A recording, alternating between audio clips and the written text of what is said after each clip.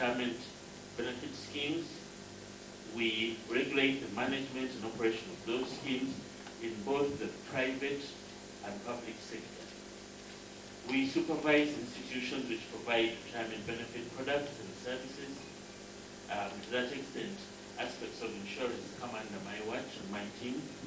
We protect the interests of members and beneficiaries of those schemes.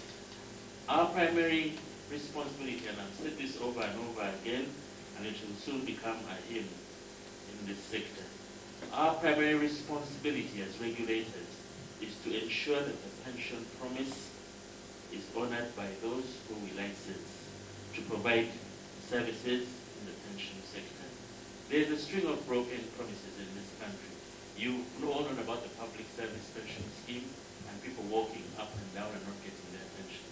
So one of our primary responsibilities as a regulator is to ensure that those people who are running the schemes, holding people's money, the fund managers, the trustees, the custodians, and so on and so forth, they must be able to collectively honor that promise they make to the person who is saving.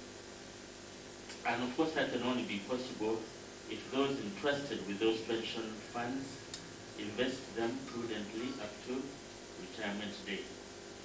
I want to give you the broad picture. Why was this authority formed? And what role does it play in implementing the broader objectives of the government?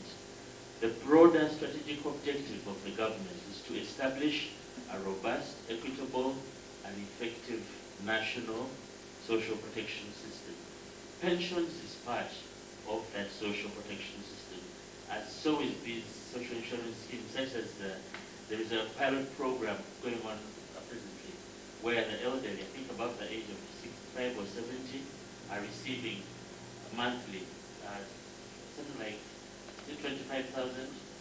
That's part of the social protection system. Some of these things, like I think the entire and so on and so forth, have been attempts at addressing that. But the aspect that we really look into the social protection system, and that safety net is pension. So UPRA was established as an essential tool to enhance the redesigning of the national pension system, which is basically targeted to become a central pillar in ensuring that each working Ugandan accumulates adequate savings by retirement date. That's what pension is about. What would you have to take home after you retire? One of my friends sitting in this room this afternoon, I'm sure has already collected a retirement benefit somewhere, and he has prepared for old age, although he has not yet reached old age. We as the regulator shall endeavor to expand the pension coverage in Uganda beyond the formal sector, which accounts for only about 8% of the working population. We want to expand into the informal sector where most Ugandans earn a living. It's therefore our task to design a pension system modeled on our economic environment with a defined roadmap to increase pension coverage and benefit levels. What am I talking about here? You know, there's a lot of talk about NSSF, and government wants to steal NSSF money and so on and so forth. You hear that all the time. But people miss one essential point. First of all, NSSF was established by the government. It was not established by trade unions or workers or any other person. But in 1985, in its own wisdom, government started NSSF to get people to save. Over 2 decades later, government has rethought the system. That's why it is going into liberalization. One of the targets it has is to expand the horizon of who is saving. I want you to understand one basic fact.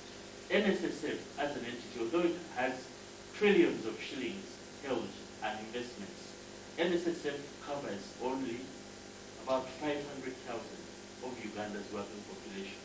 Uganda's working population is over 12 million people. So you see, when people talk about government trying to steal NSSF money and the regulator has come to do this, then this is an essential point.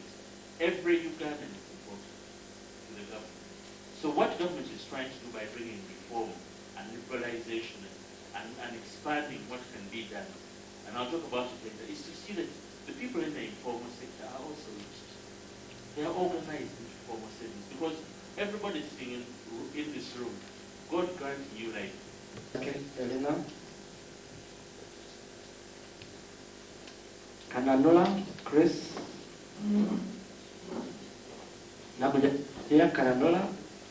Asagai, Timothy.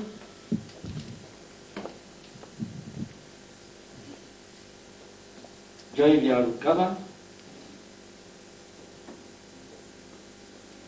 Christian Mulimba.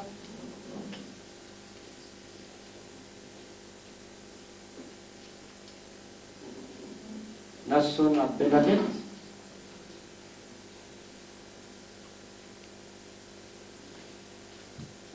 Nasuna Chigozi Peter. Chigozi Peter as Rebecca was coming. Chiwanukari Peter.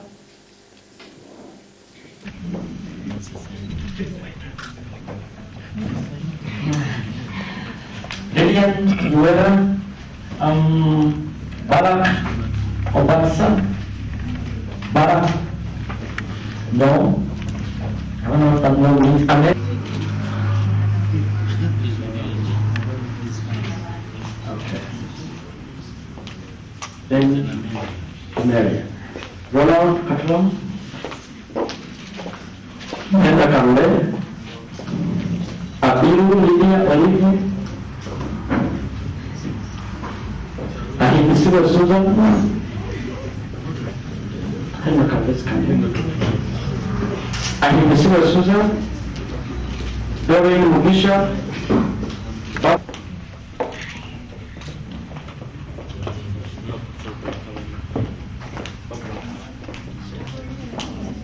Representative.